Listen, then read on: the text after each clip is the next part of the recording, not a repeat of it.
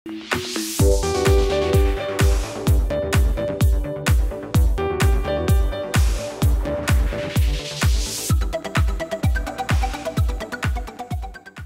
দর্শক বন্ধুরা, extra time বাংলায় আপনাদের সকলকে স্বাগত।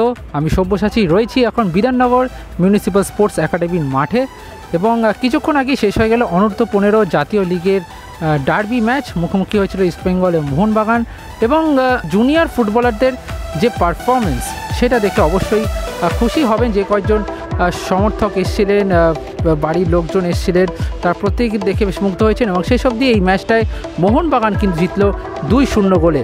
2-0 গোলে জিতল মোহনবাগান। গোল দুটি করেন বিনীত রাজবংশী এবং অনিকেত বিশ্বাস।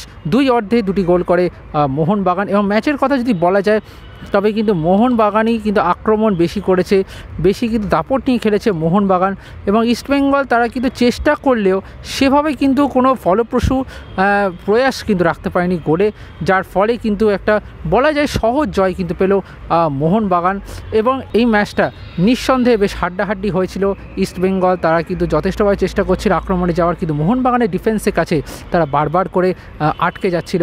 এবং মোহনবাগানের কথা বললে বেশ কিছু দূরপাল্লার শট তারা মারে, যেটা ইস্টবেঙ্গলের গোলকিপারের পক্ষে, তরুণ গোলকিপারের পক্ষে কিন্তু সেভ করা খুব কঠিন হয়ে যায়। এবং শেষ অবধি জয় পেল মোহনবাগান, কারণ গত ম্যাচে বেঙ্গল ফুটবল একাডেমির কাছে পরাজিত হয়েছিল সবুজ ম্যান ব্রিগেড। ফলে এই জয়টা কিন্তু নিঃসন্দেহে অনেকটা ইতিবাচক ফল দেবে মোহনবাগানকে। অন্যদিকে ইস্টবেঙ্গল প্রথম ম্যাচে ইউনাইটেডের বিরুদ্ধে জিতলেও তারা কিন্তু এই ম্যাচটা পরাজিত হলো।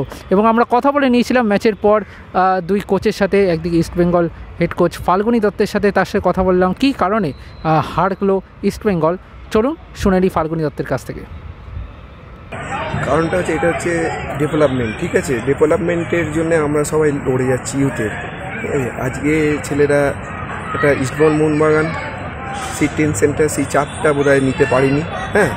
তার জন্য যে খুব আমি আপসেট তা না, ঠিক আছে, এরাই আস্তে আস্তে তৈরি হবে।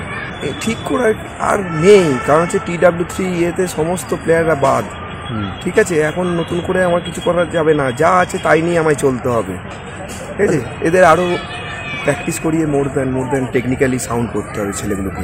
এবং আমরা কথা বলে নিয়েছিলাম মোহনবাগানের হেড কোচ তনুময় বসুর সাথে। তিনি কিন্তু খুশি যেভাবে ছেলেরা খেলেছে, যেভাবে তার ইনস্ট্রাকশনগুলো মেনে চলেছেন এবং বিশেষ করে যে দুই গোল স্কোরারের কথা বলেছেন এবং তাদের কথা কিন্তু আলাদা করে তুলে ধরেছেন। তো কী বলছেন তনুময় বসু, চলুন শুনে নিই। আমি প্রথমে থেকে বলেছি, এখনও বলছি, ইটস ডেভেলপমেন্ট টিম। তারা আগের ম্যাচটা খেলতে পারেনি, ভালো খেলেনি। তাদের বলেছিলাম তোমরা তোমাদের যা তোমাদের কোয়ালিটি, তোমরা যে কোনো টিমকে হারাবা তোমাদের ক্ষমতা আছে, এবং তোমরা তোমার কোয়ালিটি অনুযায়ী ফুটবলটা খেলো। দেখো কে এগেনস্টে কে আমার দেখার দরকার নেই। এবং এখন এটা হচ্ছে লিগ ম্যাচ, পর খেলা আছে, আমরা একটা একটা করে ভাবতে থাকবো। সুতরাং আগের ম্যাচ কী হয়েছে ভুলে যাও, পরের ম্যাচ নিয়ে করো, চিন্তা করো। আর একটা সমস্যা আমাদের আগের ম্যাচে ছিল, যেটা হচ্ছে আমাদের স্টপার মেডিকেলটা রিপোর্টে এসে পৌঁছয়নি, যার জন্য আমাদের স্টপারকে খেলাতে পারিনি। একটা নতুন পজিশনের প্লেয়ারকে আমরা স্টপারে খেলিয়েছিলাম এবং সেই জায়গাটাতে আমাদের একটা বড় সমস্যা হচ্ছিল, বিল্ড আপটা হচ্ছিল না। যেই মুহূর্তে আমরা আমাদের এন্টায়ার টিমটাকে পেয়ে গেছি, আমাদের বেসিক জিনিসটাই হচ্ছে তোমরা বিল্ড আপ করো, তোমরা গ্রাউন্ডে খেলো, ফুটবলটা খেলো। আমার জেতা হারা নিয়ে আমি কোনো কিছু চিন্তা করি না, জেতা হারা নিয়ে মাইন্ডও করি। That is the thing. এবং সেটাই সেই ফিলোসফিতেই কিন্তু ওরা খেলেছে। এবং আমি জানি, আমি ওদের বলেছিলাম যে তোমরা যদি ঠিকমতো বিল্ড আপ করতে পারো, যে কোনো টিমকে তোমরা প্রচুর ওপেন করবে, হয়তো মিস করবে, দ্যাট ইজ ফাইন, কিন্তু তুমি গোল করার প্রচুর অপশন পাবে, গোলও করে দেবে।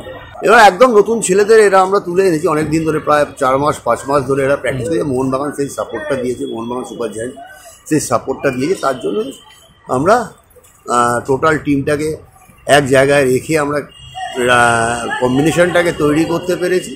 এবং মোহনবাগান সুপার জায়ান্ট ফেসিলিটিস প্রচুর দিচ্ছে, যেটা অন্যান্য ক্লাবের পক্ষে দেওয়া সম্ভব। এখন তো লিগ ম্যাচ জয়ের কারণে সুবিধাজনক, মানে কি আমরা আবার ইকুয়াল জায়গায় চলে এলাম মোহনবাগান ইস্টবেঙ্গল। সুতরাং এখন এটা লং ওয়ে টু গো। অনেক কটা ম্যাচ আছে, সেই ম্যাচগুলোকে আস্তে আস্তে এবার হোম ম্যাচে ইস্টবেঙ্গলকে পাবো, বিধাননগর আছে, প্রতিটা টিমই ভালো 15। সুতরাং আশা করছি আমরা ভালো রেজাল্ট। Extra time.